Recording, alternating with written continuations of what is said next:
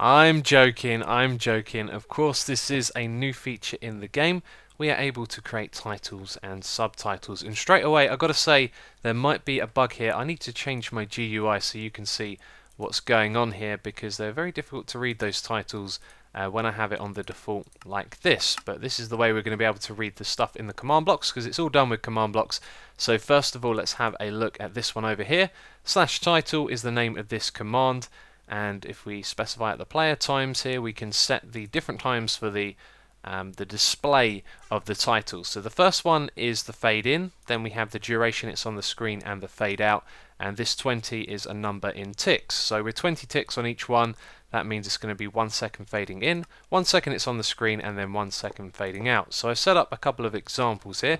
We have a look at the first one. You can see there it says title test, and notice that it is a lot bigger now that I've changed my GUI scale. But if we go in and have a look at this command right here, it's /title, and then when you have title here, that's when you execute it and it appears on your screen. So in between these brackets we have text, we specify what the text is here, and then we have a comma, and we can also specify the color, and this appears to work for all of the 16 regular Minecraft colors. Now the cool thing that you can do with this as well is have multiple colors on a line of text.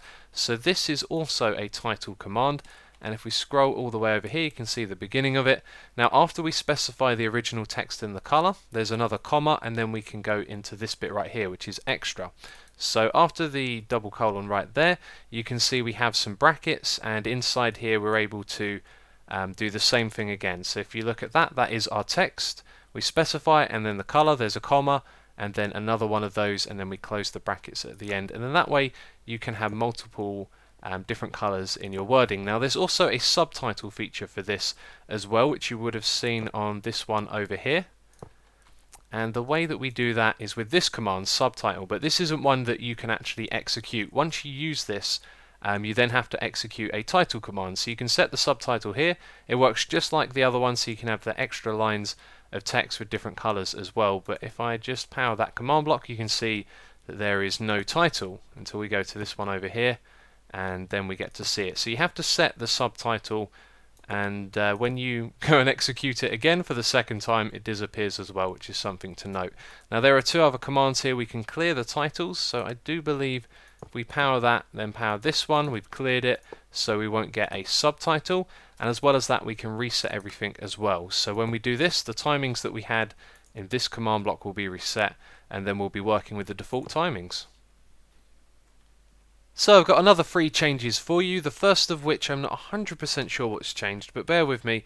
If you have a look here, we're going to give me some extra hearts. We've also got the hearts in the tab screen, and supposedly this has been tweaked. It does look very nice, although I don't remember what it used to look like, but Dinnerbone said that he's made some changes there, which is all good. Now if we go into game mode 3, which is spectator mode, we can use the mouse wheel to speed up our flying around. This has now been applied to going up and going down as well, which I think is very cool and something we could definitely do with in creative mode as well. Now one thing you might notice while we're up here in the sky is that we have a big cave here coming through the mesa biome, and if you've explored mesa biomes before, you may have seen they don't normally have surface caves. This is just a feature of particular biome types. For example, the desert never used to have surface caves as well. However, now in this snapshot they will generate with them. So the overall landscape will pretty much be the same, but when it comes to doing the part with the caves that come over to the surface, what would previously happen is all of this terrain right here, the mesa bit, would block off the cave entrance, and they've just made some changes there, so now you've got caves that come up to the surface. So last snapshot I told you about something that Dinnerbone intended to do in the future. That was to allow you to move outside the world border, and that has now been implemented. So let's head over here. I've set up the warning. You can see the screen is going red, and when we go outside we're going to start taking damage. However, we are free to move around and make our way back inside the world border. Oh dear. So there are a few more changes you may be interested in knowing about. Command blocks previously had a limit of around 16,000 characters that could be entered inside of this. This is actually unintentional. It was supposed to be around 32,000, and that has been corrected, so now your commands can be twice as long. This next change is with the mob AI and snow layers. They previously saw these as full blocks, so something like this would look like 2 high blocks, which would be impassable, whereas actually they could jump up on top of that. So that has been corrected. How that's going to affect how they move around and what you can do with these snow layers, I'm not sure, but it's a change that's worth knowing about. This next one for all of you, if you've been playing in the snapshots in your survival worlds, you may have noticed that these blocks had turned into solid blocks, or had kind of turned into them. It was a bug. You were able to suffocate when inside of these ones, which isn't normal at all, and I'm not going to place that one over there. So Dinnerbone has also been making changes to the tab screen as well. If you have a look here, we're organised in teams and we're also alphabetically organised. So you can see Ease, Mr. Redstone, and Walker's Gaming, that's all alphabetical, as are all of us on the blue team as well, which is a really nice change, especially when you're playing team-based games on a server.